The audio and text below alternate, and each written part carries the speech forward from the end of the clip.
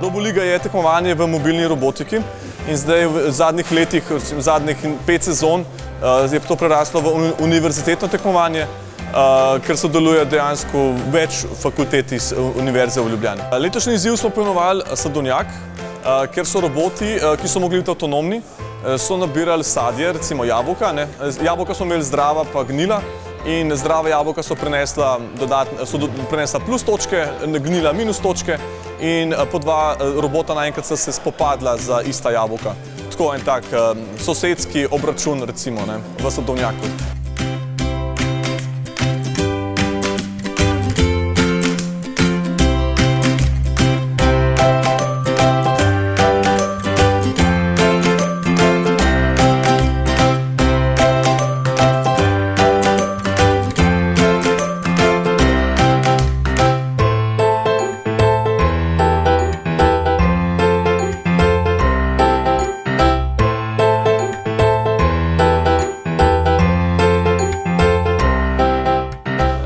Mi smo imeli edinega robota, ki je imel roko od zgoraj in je prijel od zgoraj kocko in jo je poravnal in jo je peljal.